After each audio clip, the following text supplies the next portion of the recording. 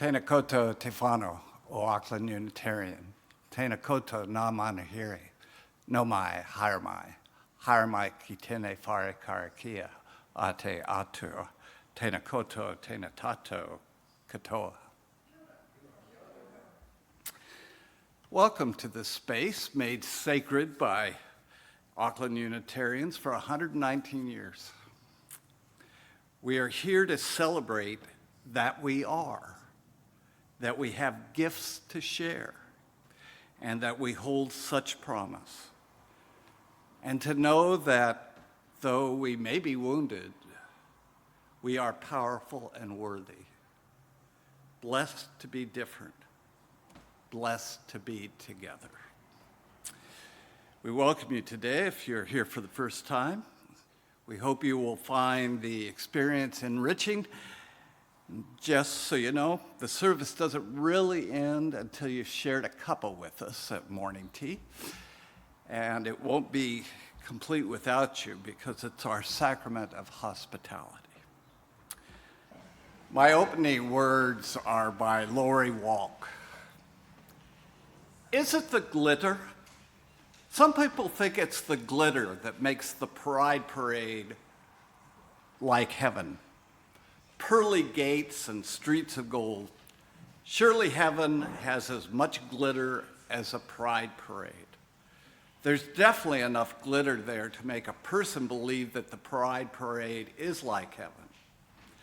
Some people, of course, do not think the Pride Parade is like heaven. After all, who would let all these people in?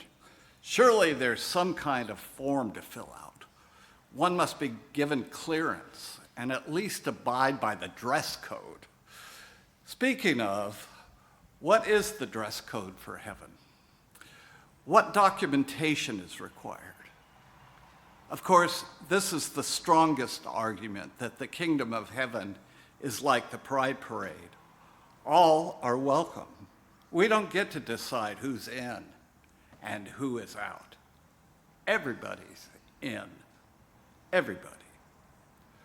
Or maybe it's that the kingdom of heaven is like the Pride Parade because it is a protest against bigotry, against hate, against fear, a protest against being someone you aren't, against the idea that only some of us are worthy, a protest against anything that does not lift up love. That's quite the parable, isn't it? The kingdom of heaven is like the Pride Parade, where all are welcome and love wins. We'll know it by the glitter and the love.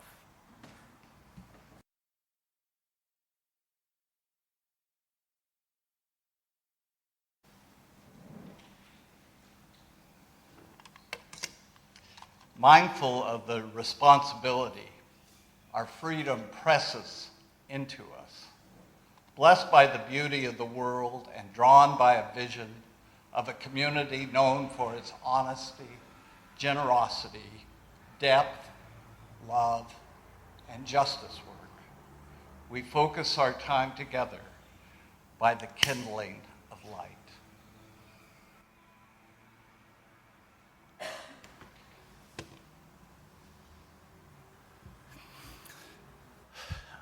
For as long as I've been giving sermons, I've been guided by the maxim that it is the preacher's job to comfort the afflicted and afflict the comfortable.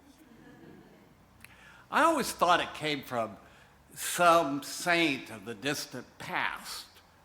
Turns out that it was by Findlay Peter Dunn, an Irish humorist who wrote a column for a Chicago newspaper.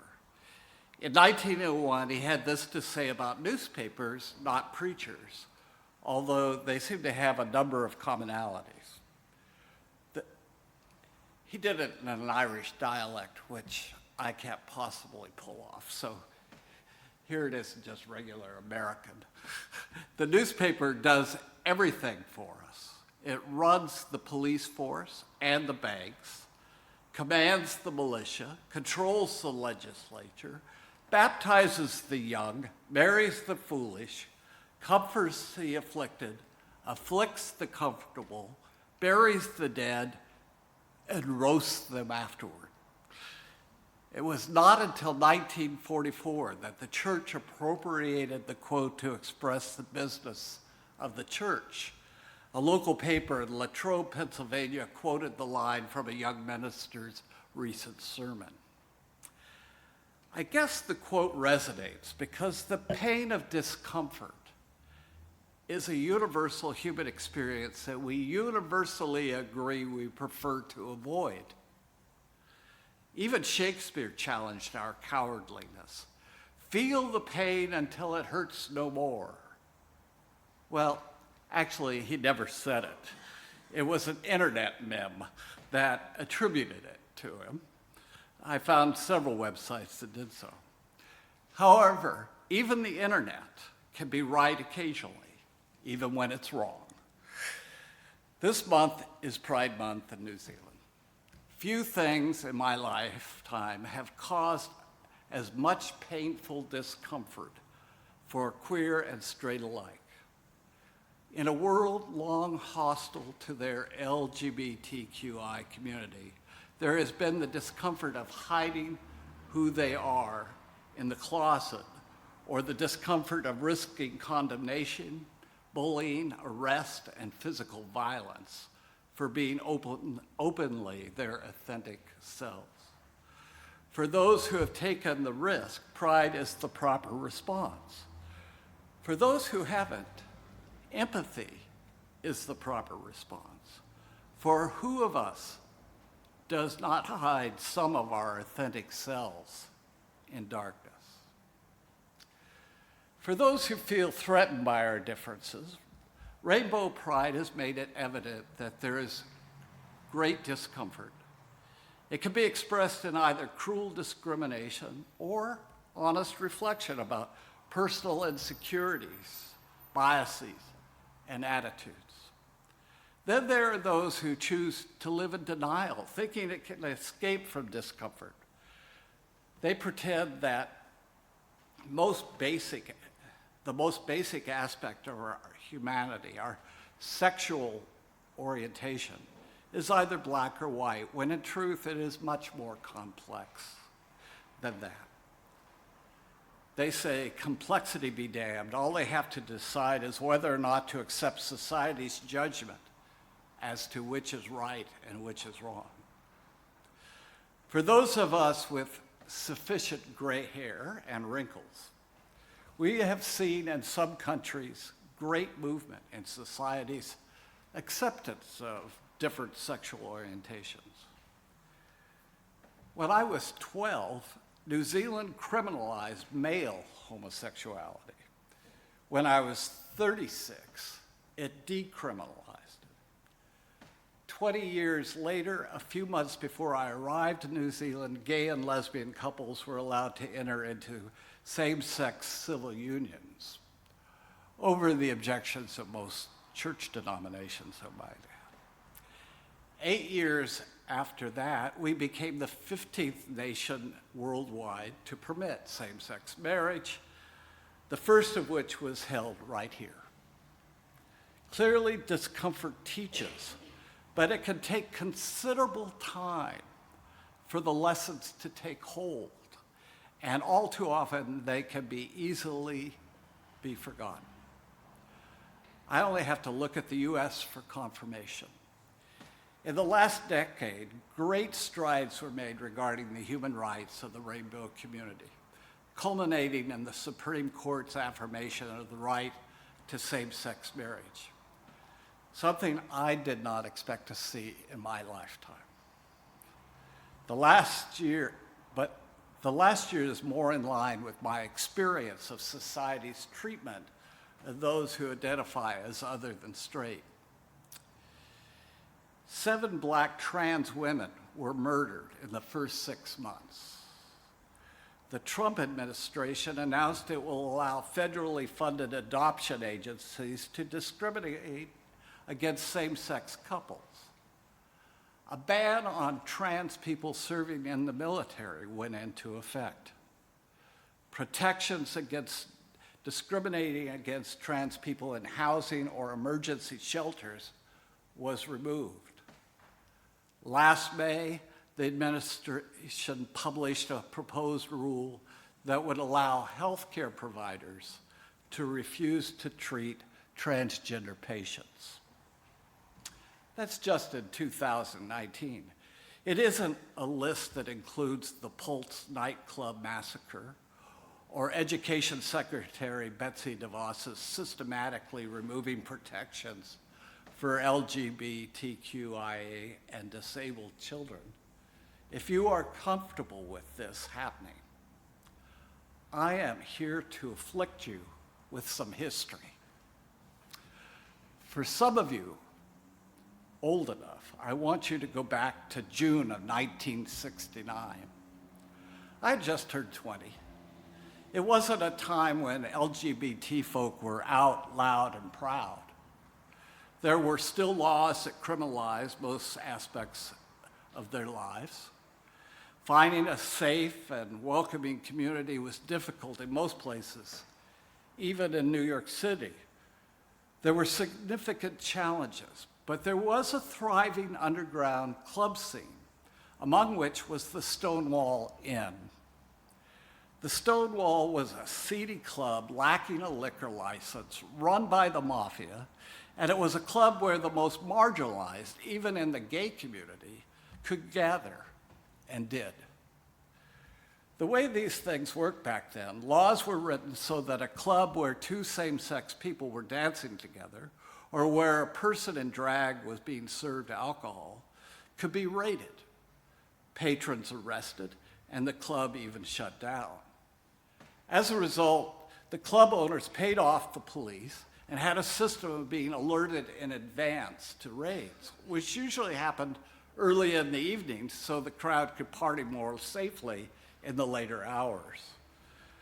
On June 28, 1969, the Stonewall Inn was raided, which surprised the owner, since the place had been raided only 2 days before.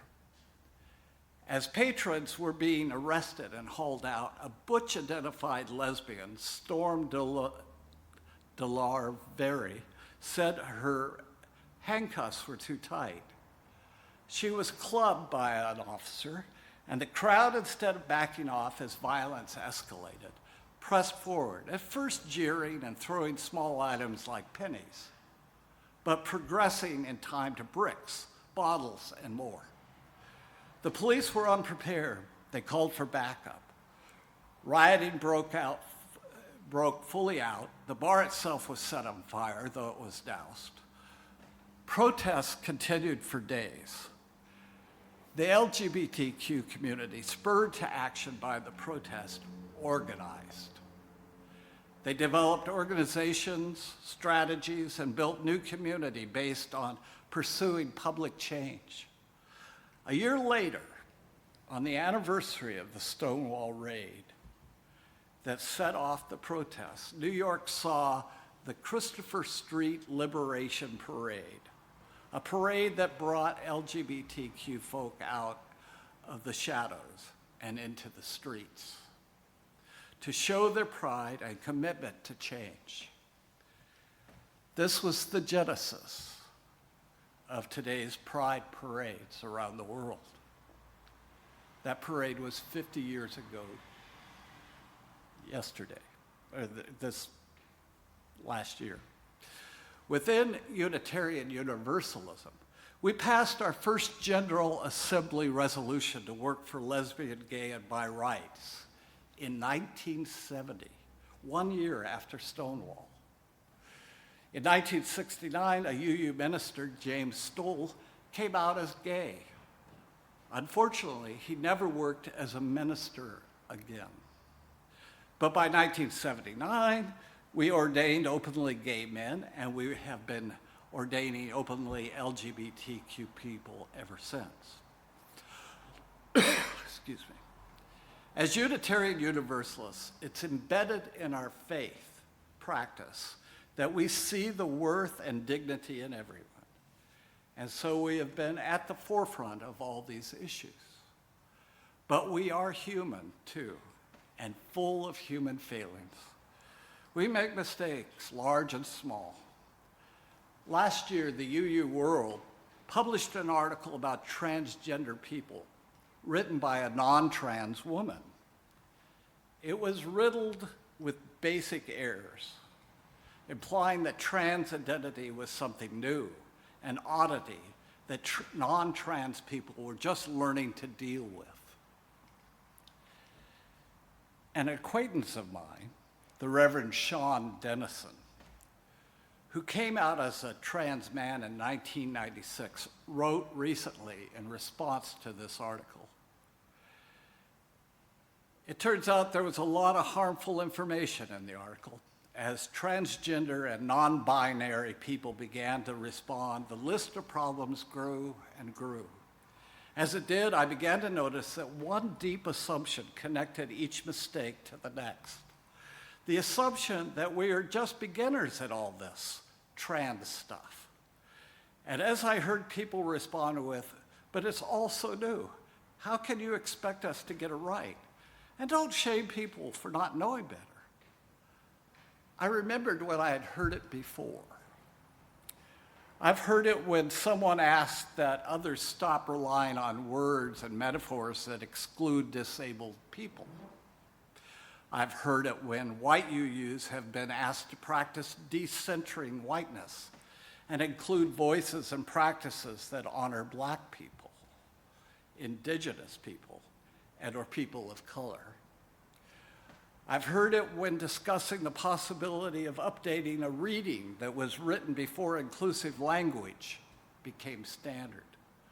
I've heard it when I asked my mother again, after 22 years, to call me by my name and use my correct pronoun. Whenever I or any of my friends and beloveds ask for real change that challenges the norms and traditions of Unitarian Universalist culture, I hear the refrain, "We are new at this. It is too hard. It disrupts everything and makes me uncomfortable."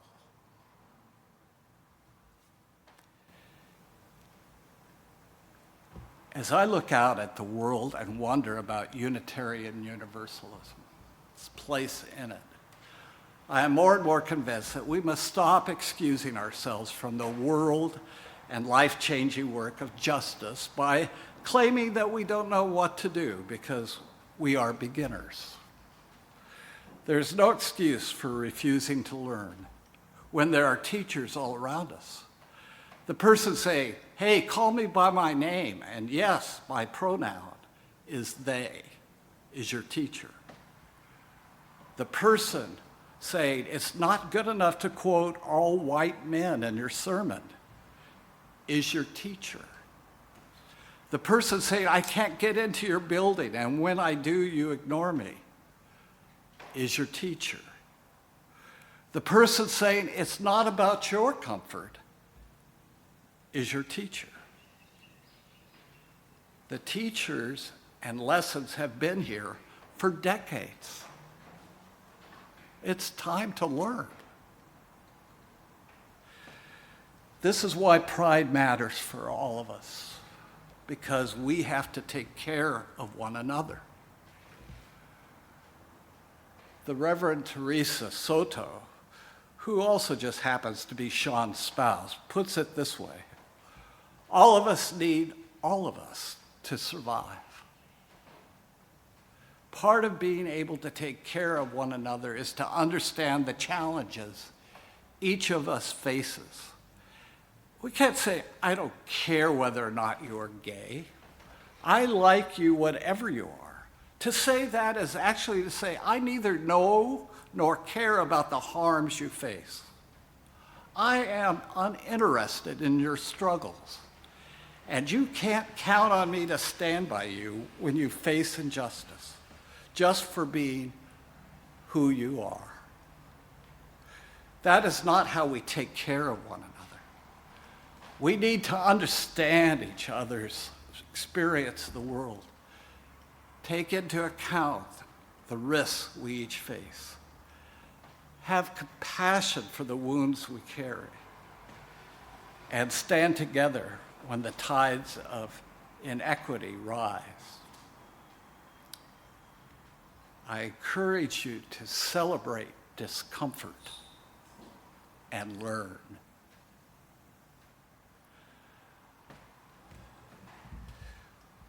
Well, it occurs to me maybe a little conversation might be worthwhile, but it might be a little too uncomfortable to do it as a group.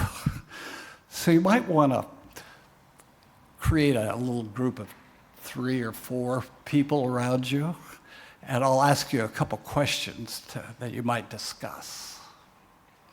So find your little group.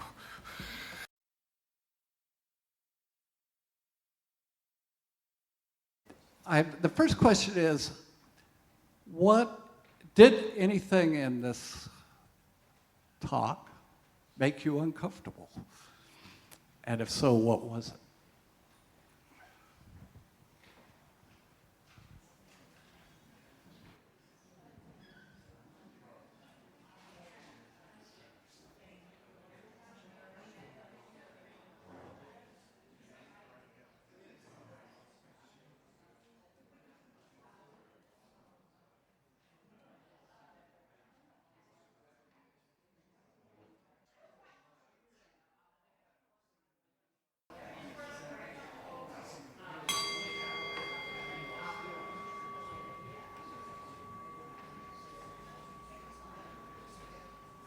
No one has to, but if anybody wants to share a reflection from that conversation, I'll share the mic.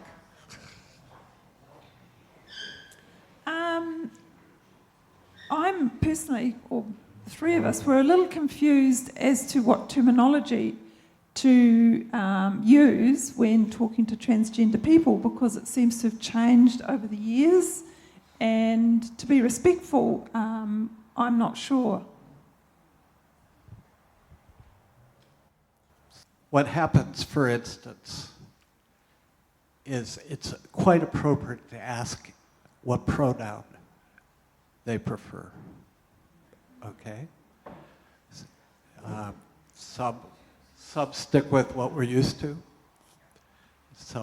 but it's not disrespectful to ask. In fact, it's quite respectful to ask. It means you know to ask.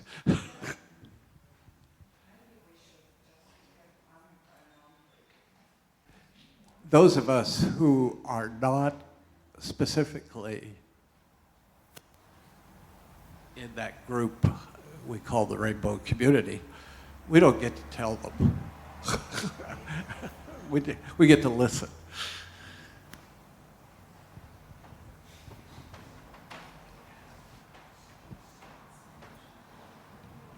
Thank you.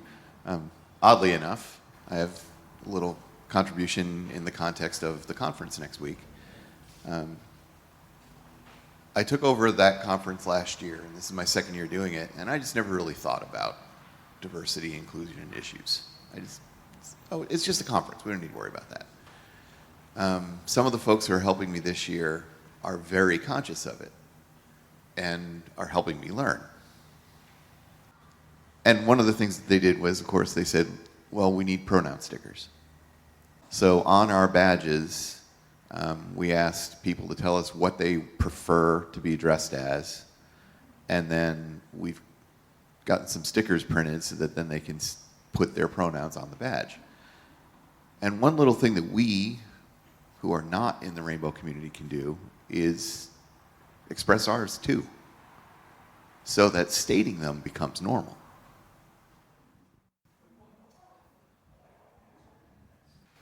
Yeah, just to kind of add to that conversation, I think it's fine to ask, but if you ask somebody what their pronoun is, you're probably making an assumption that they're a rainbow person or a transgender person, and that might be wrong. So I think, and I've been in groups where people have, like cisgender people have stated their pronouns, and then transgender people have said, thank you for saying that. That makes it easier for me to now say I prefer they and them. So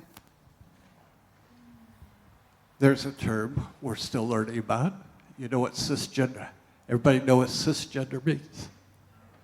No? You can review past sermons. Cisgender is somebody who, if they identify as male, their body is male, or if they identify as female, their body is female. So that's cisgender. That's many of us. Okay, so, and it's sometimes referred as just cis.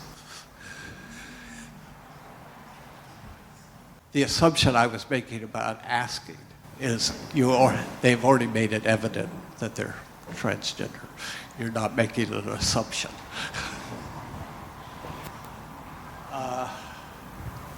Well, it's time to move on, but thank you for discussing it, and I invite you to continue the process.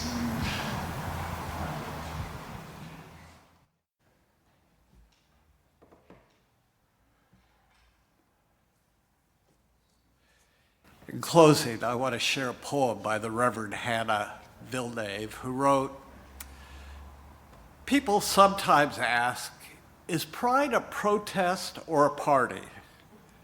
And the answer, of course, is yes. And why not? Why not rejoice as we resist? Dance as we demand change. Celebrate as we create community that delights in all of who we are.